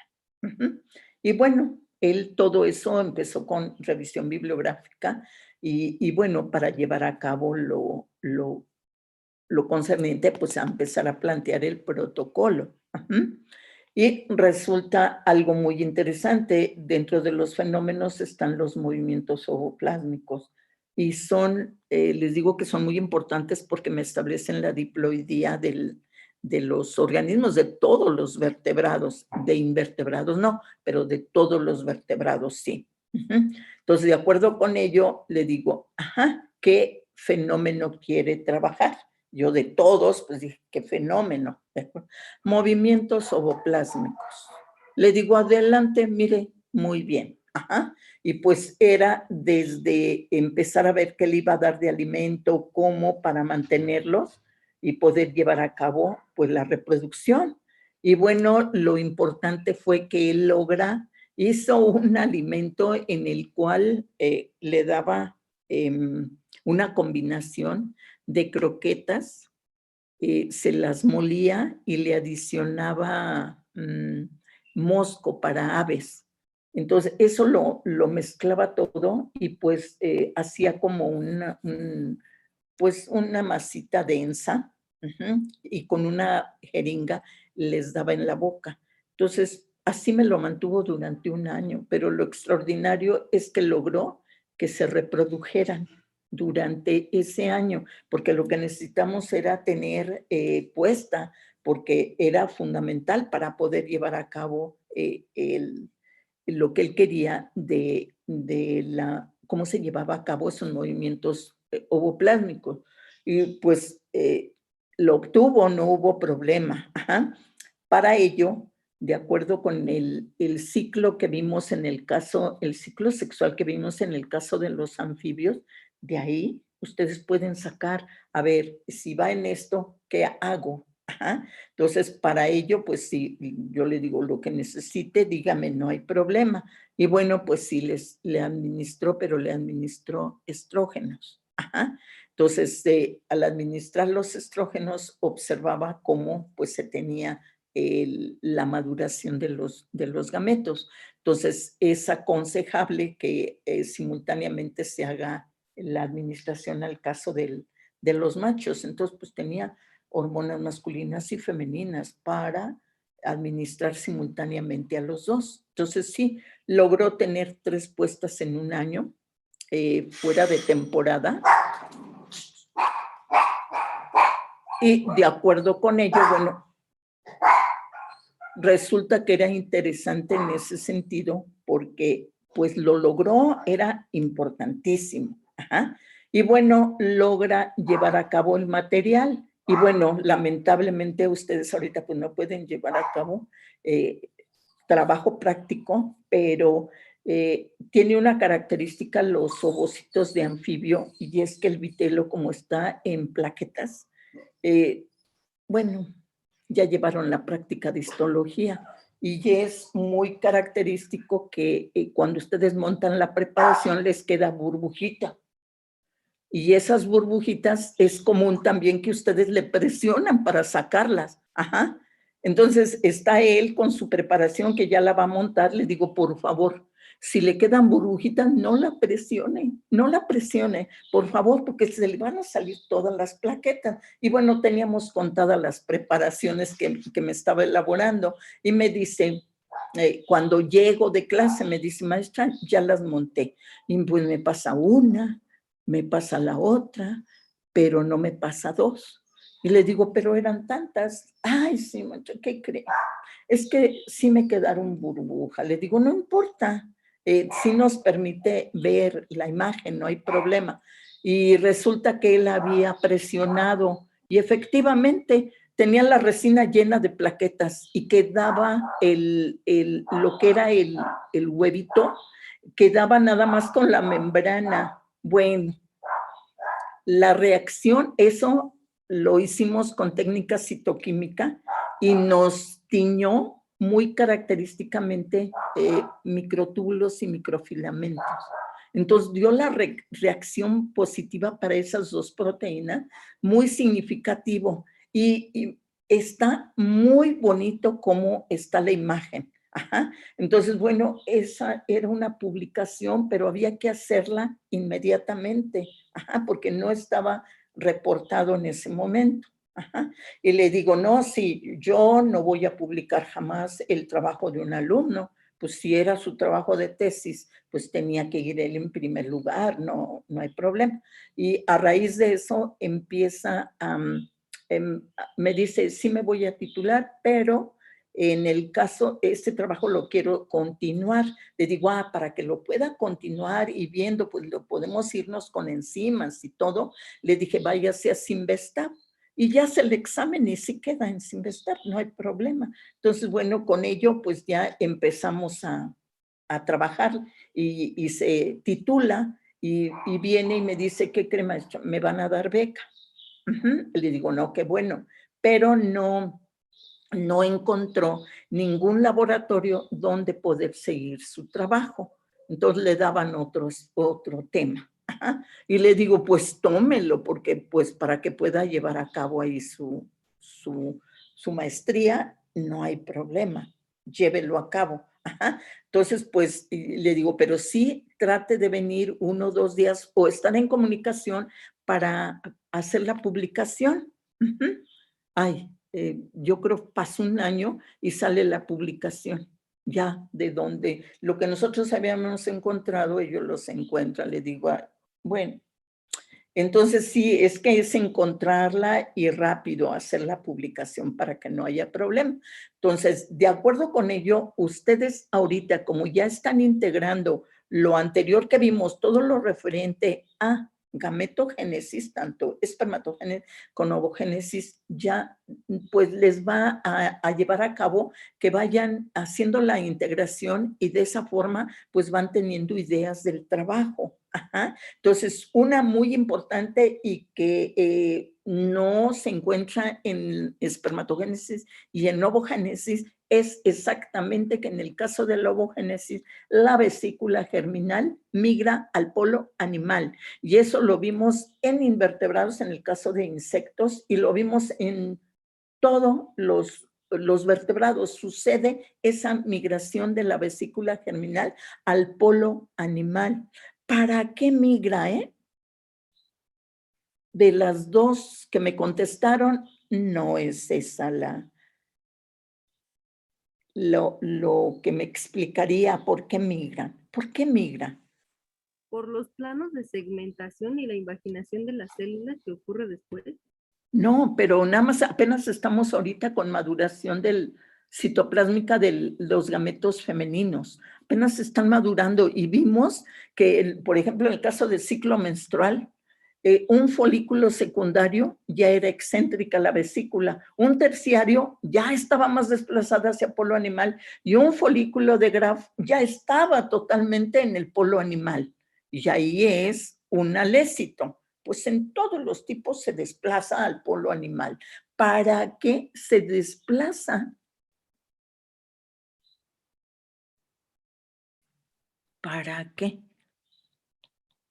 A ver, como resultado del desbloqueo provocado por la progesterona, ¿qué me da?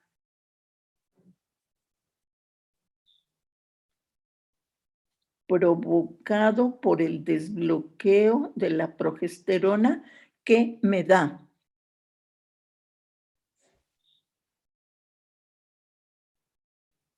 La migración del polo. A ver, la progesterona tiene su receptor en membrana del ovocito, del folículo de Graf. Forma el complejo.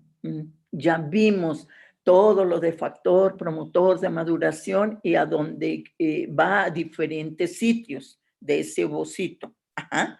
Y como resultado de ese efecto de la progesterona, ¿qué tengo como resultado? El primer cuerpo polar. Muy bien. Ajá. ¿Cómo es el volumen del ovocito y el primer cuerpo polar?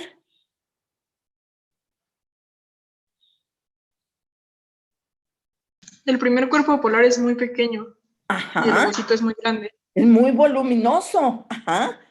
¿Por qué migra? Para que se pueda llevar a cabo ahí la división meiótica y tengo el primer cuerpo polar que lleva la mitad del número cromosómico porque esa primera división meiótica es reduccional y el ovocito se queda con toda la información y material nutritivo. Ajá. Entonces, ¿por qué migra? Si se quedara en el centro y no migrara, me daría en el momento en que ocurre la primera división meiótica, me daría como resultado 2 ovocitos del mismo tamaño, ¿de acuerdo? Ajá. Entonces, el primero del primer orden, pues sufre la primera división meiótica y me da 2 de segundo orden que van a sufrir la segunda división meiótica. Me daría del mismo volumen. Ajá. Y esa cantidad que tiene de información y material nutritivo, por eso les digo, y lo podemos bloquear para que no migre. Ajá. Y vamos a observar cómo alteramos el desarrollo. No se va a llevar a cabo, porque si a la mitad se lleva a cabo dándome 2, vamos a observar cómo todo el material nutritivo y la cantidad de información que tiene no va a ser la suficiente para llevar a cabo el desarrollo. Entonces, por eso en el caso de los gametos femeninos hay la migración de la vesícula germinal y cuando ocurre la primera división meiótica, emite el primer cuerpo polar. El primer cuerpo polar lleva la mitad de cromosomas y la otra mitad se queda en el ovocito. Ajá. Entonces, de esa forma vamos a observar, empieza la segunda división meiótica para que emita el segundo cuerpo polar. Ajá. Y siempre vamos a observar, les digo, en invertebrados y vertebrados sucede eso, es importantísimo. Por eso en todo lo vemos, aquí está, les digo, este ya es un pronúcleo. Es un pronúcleo porque ya es NC, ya tiene la reducción del número cromosómico y emitió los 2 cuerpos polares, por eso dijimos que esta era una ovótida. Y si ustedes se fijan, los cuerpos polares son pequeñitos porque llevan cromosomas nada más. En cambio, el gameto que va a ser el funcional, vamos a observar cómo contiene su núcleo, que ya es un pronúcleo porque ya es NC, y observamos cómo tiene gran cantidad de información y material nutritivo en su citoplasma. Entonces, eso es lo importante.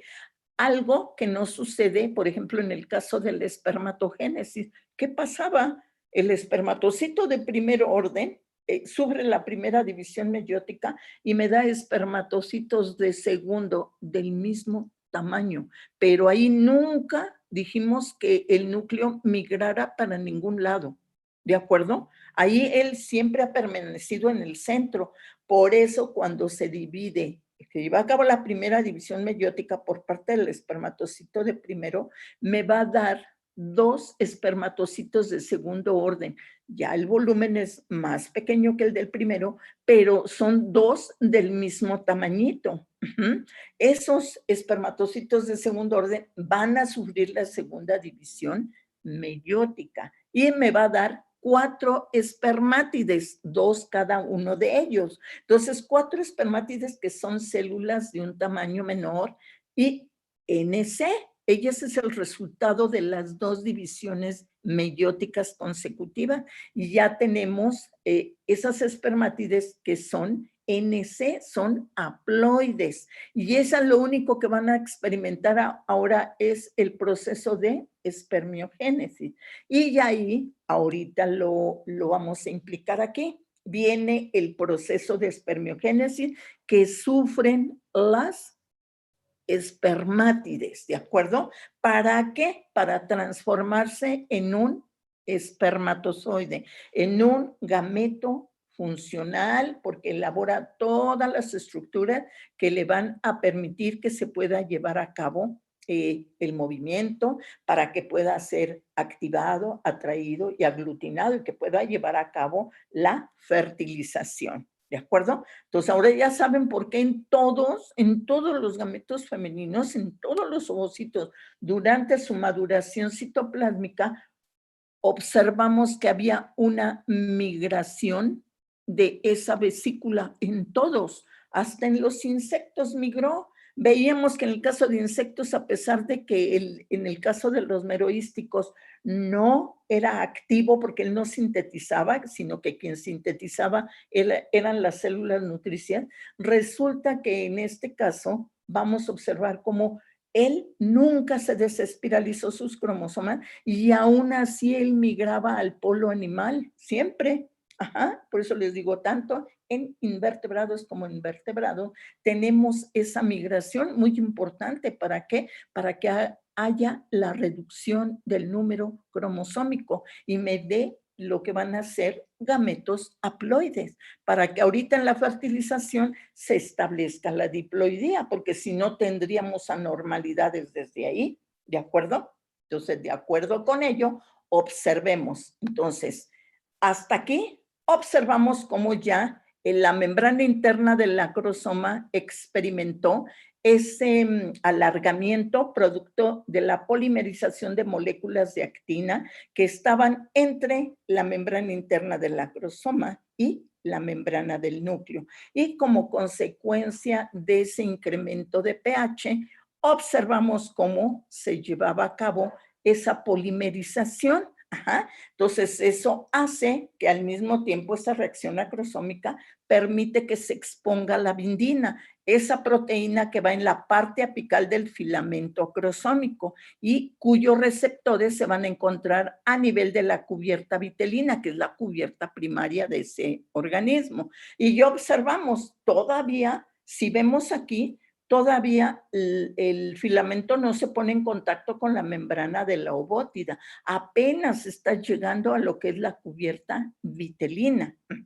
Y en ese momento, la bindina va a unirse con sus receptores que está aquí en la cubierta vitelina. Y decíamos que como consecuencia de ello, cuando se une esa bindina con su receptor, pues se une a la cubierta vitelina, el filamento, y de esa forma la acrosina que la tiene aquí en la parte adherida a la membrana del filamento, en ese momento esa enzima lo que hace es lisar lo que es esa cubierta vitelina, abre un hueco y a través de él va a pasar el filamento que se va a poner ahora en contacto con la membrana de esa ovótida. Y todo está sucediendo en el polo vegetal. En el caso del erizo, la fertilización, la entrada del espermatozoide es por el polo vegetal, ¿de acuerdo?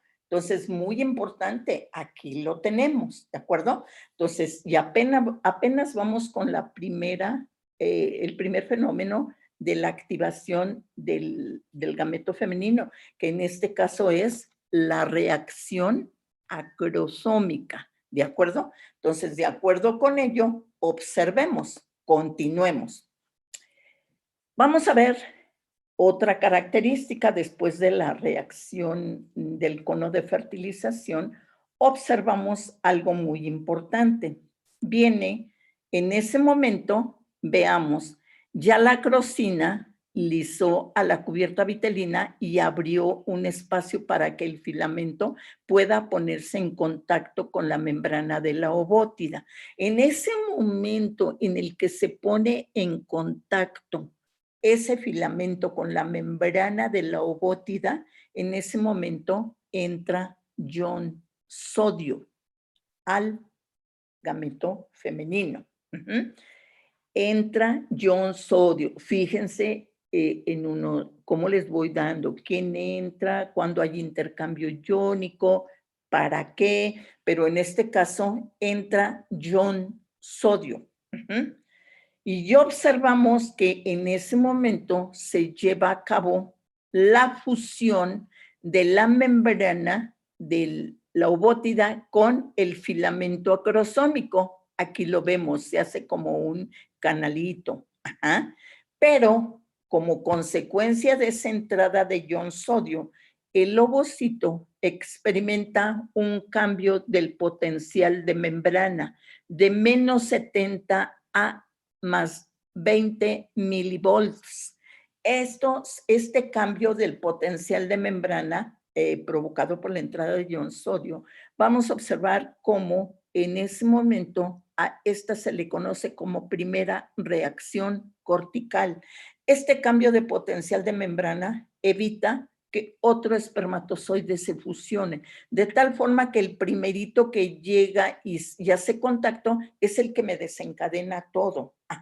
Y este potencial de membrana pues evita que otro espermatozoide se pueda unir. Entonces es la primera reacción cortical por parte del gameto femenino para evitar que haya la entrada de más de un espermatozoide.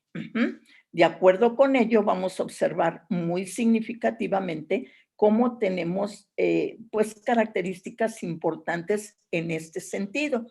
Ahora sí, vamos a observar. Entonces ya tenemos la primera reacción que se lleva a cabo por parte del gameto femenino, que es la reacción cortical primaria, que no es más que un cambio de potencial de membrana de menos 70 a más 20. Eso hace que ningún otro espermatozoide se pueda unir.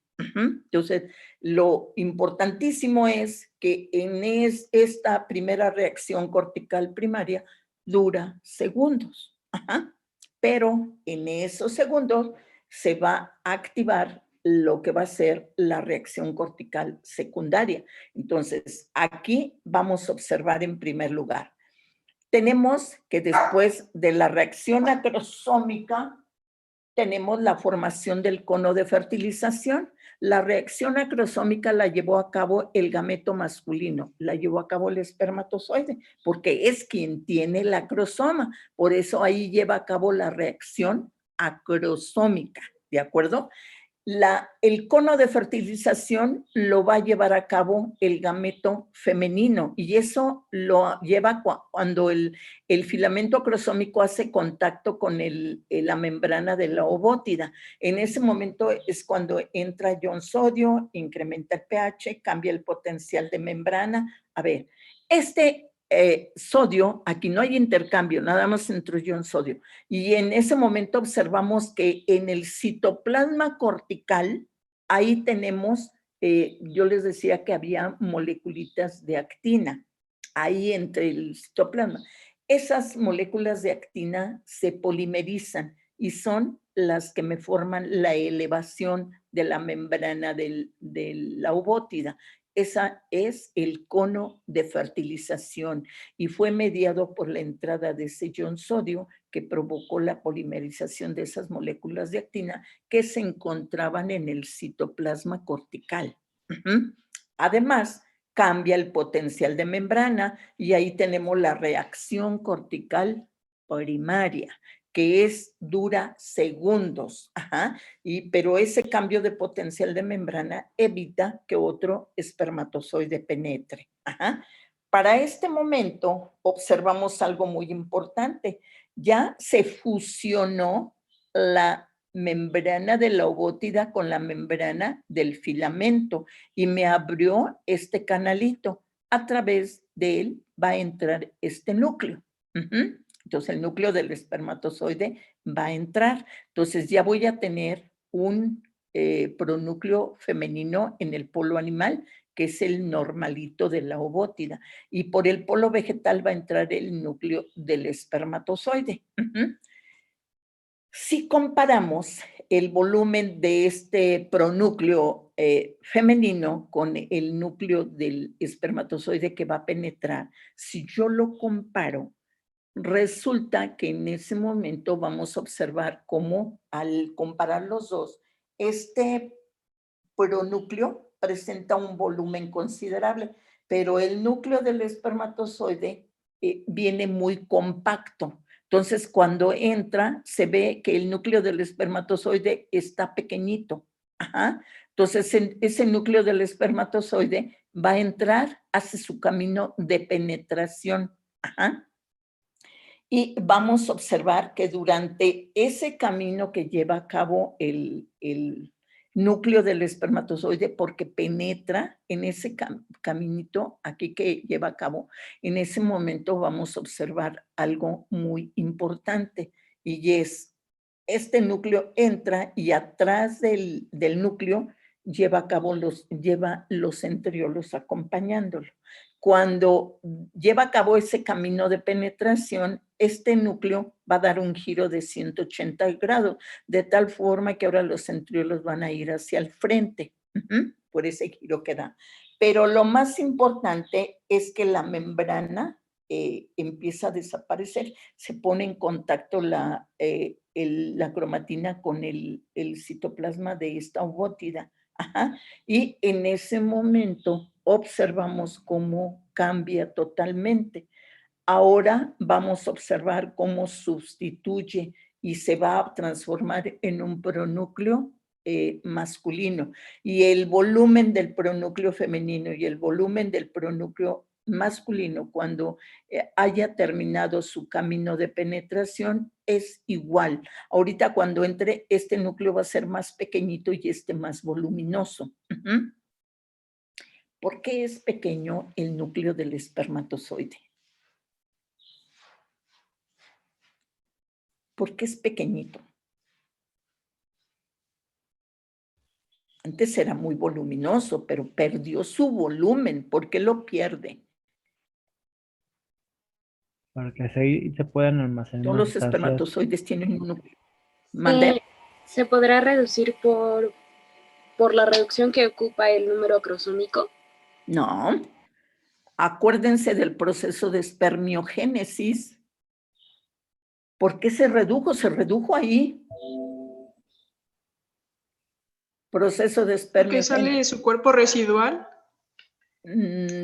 Ahí se eliminó todo citoplasma, organelos que ya no, pero ya había ocurrido la reducción del núcleo. ¿Quién provocó la reducción del núcleo? Fase de Golgi, casquete, acrosómica y maduración. ¿Qué provocó la reducción del núcleo, la compactación de la cromatina?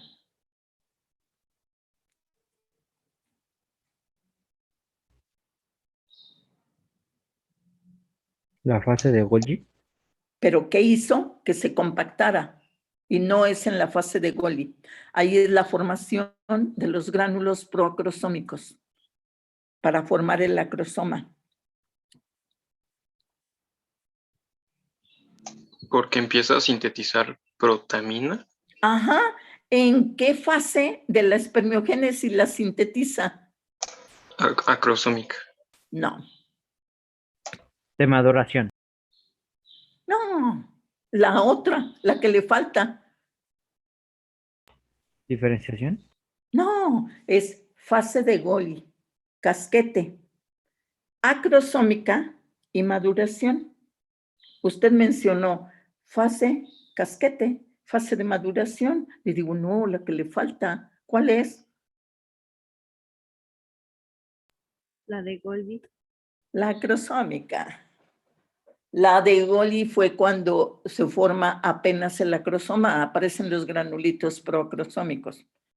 Ajá, es la tercera, la acrosómica, y es donde sufre la mayor cantidad, donde da el giro de 180 grados, compacta la cromatina, y exactamente la reducción del volumen del núcleo está dado por la participación de síntesis que lleva a cabo la espermatide exactamente en esa tercera fase para sintetizar protaminas, que dijimos que eran las proteínas más básicas que existen y eso hacía que se compactara. Bueno, ahorita cuando el núcleo entra aquí al citoplasma de la ovótida, que da el giro de 180 grados durante su camino de penetración, vamos a observar cómo también aquí ahora hay un cambio. Ahora salen protaminas y entran histonas. Y eso hace que se distienda más esa cromatina y que ya no esté compacta porque ya no hay esas protaminas que hacían que se compactara. Entonces, debido a ello, vamos a observar cómo en ese momento, cuando termina el camino de penetración, el núcleo del espermatozoide por el polo vegetal, en ese momento vamos a tener aquí camino de penetración y tenemos un pronúcleo masculino. Un pronúcleo cuyo volumen es exactamente igual que el del pronúcleo femenino. Ajá. Porque ya los dos tienen histonas, ya no tiene uno protamina. Entonces, durante ese camino de penetración viene lo que es la transformación de ese núcleo del espermatozoide a un pronúcleo. Entonces, ahora ya tenemos los dos pronúcleos, muy significativo, pero uno lo tenemos en el polo animal y otro lo tenemos en el polo vegetal. Yo hace un momento les mencionaba que en el caso del erizo, la entrada del espermatozoide es por el polo vegetal. Ajá. De tal forma que vamos a tener pronúcleo femenino en polo animal, pronúcleo masculino en polo vegetal. Y ellos, a través de lo que van a ser los movimientos ovoplásmicos, ellos se van a encontrar en el centro para que ocurra la anfimixis y me dé una célula huevo que va a ser 2N2C. ¿De acuerdo? Entonces, de acuerdo con ello, es importantísimo y bueno, observamos cómo tiene una serie de eventos que los están caracterizando, pero que me van a dar como consecuencia que se pueda llevar a cabo la fertilización adecuadamente. Entonces, de acuerdo con ello, yo hace un momento les decía, yo les separé los fenómenos de la fertilización y les digo, así nos vamos, porque así los vamos a ir analizando, pero hay ocasiones que se lleva a cabo dos fenómenos simultáneamente y bueno, aquí lo tenemos.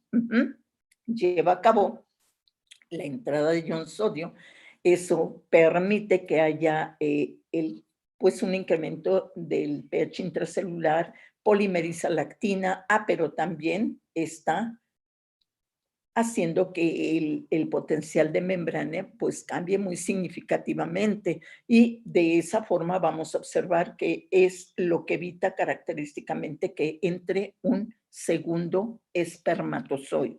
Ajá. Entonces, de acuerdo con ello, continuamos con los fenómenos de fertilización y de acuerdo con ello vamos a observar cómo ya con esto pues ya podemos empezar a plantear problemas. Debido a ello, pues sí era importante, gracias por cómo está la organización de los equipos.